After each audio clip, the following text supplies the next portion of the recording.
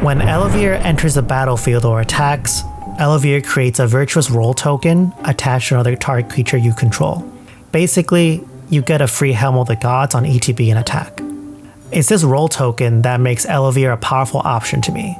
Most Stacks decks need a way to close the game once they have assembled a semi-locked state. Many Stacks decks try and find a way to resolve the game as soon as possible, knowing the lock is not permanent, and you are always one cycle away from losing everything from a few precise pieces of removal from the table. Some Stacks decks like Heliod uses an easy to assemble A+B with their commander to close out the game once you have assembled the lock. Other Stacks decks like Winota convert all the Stacks creatures into an overwhelming board of creatures to close the game with combat damage. Then there are a lot in between, trying to juggle having a Stacks deck that can fetch a combo out, or a Stacks deck that needs to play Haymakers to turn their Stacks pieces into threats. Ellivere conveniently addresses this problem by turning your key form of Stacks, enchantments, into ways to boost the creatures you would already be playing. So Ellivere gives you more slots to put Stacks and Disruption, while also having them contribute to your way to close the game quickly. Aside from the usual enchantments we can expect, like Deafening Silence, Blind Obedience, or Aura of Silence, we can also play cards like Ground Seal, Compost, and Seal effects, knowing that they ultimately contribute to more damage. The virtuous roles are auras, which mean they also contribute to growing each other. One of the biggest problems to solve with Ellivere is making sure you have enough creatures, as the more virtuous roles you have, the bigger they become and the more damage you can deal. This is why I want to try cards like Veteran Soldier, Skrelv's Hive, and Siona, Captain of the Pyleus, to create a large board of 1/1s that can quickly grow to become massive threats. Myrel and Adeline are also great sources for creature tokens on combat that quickly get out of control.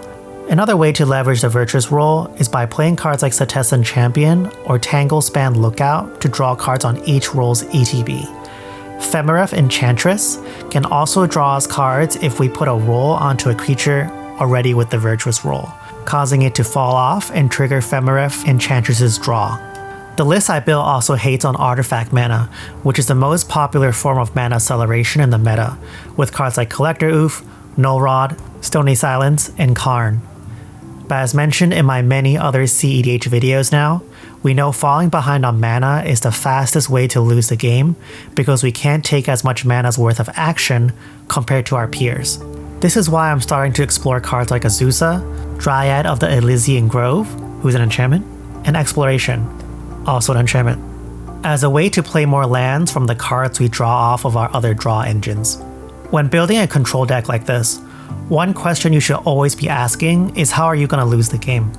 The main problem that all Stacks decks fold to is an overloaded Cyclonic Rift, so to specifically target this silver bullet and deny that from our opponents so that they can only play those high quality velocity cards that they love packing their decks with, we have Sanctum Prelate on 2 and straight up Nevermore, so they can never cast that card. Every other answer can be easily beaten with the cards in this list. Silk Guard is a cool way to give all of our enchanted creatures hexproof for a single green, because they're all modified creatures thanks to the role. Alseed of Life's Bounty blocks single target spells, Seal of Cleansing and Primordium beats a clever dress down and also makes it difficult to resolve an Underworld Breach. If you want more fire tech like this, you can join my Patreon to get it way earlier before they come out on videos. When playing Stacks decks like these, it's important to identify the key strategy your table relies on to reach their endgame or combo, and mulligan into those cards that can hit as many of those opponents as possible. The ideal hand is to have 1 or 2 Stacks creatures or enchantments, and also be able to play Ellivere on turn 3 and start the beatdown. A helpful video to watch is my video on the concept of cornering, which is using your Stacks pieces to push your opponents into a corner and reducing the range of options they have, and using aggression to force them to make a bad play. It is important to play Ellivere as early as possible in the game, as Ellivere is the primary way this deck wins. Having a handful of Stacks but a slow Ellivere will not contribute to this plan, so mulligan accordingly. If you haven't been doing well with Winota and want a strong beatdown Stacks commander, I think Ellivere is actually a great choice. You don't have to water down your deck with Ornithopters to flip into humans, and just play more Stacks that can all synergize together to making a big board.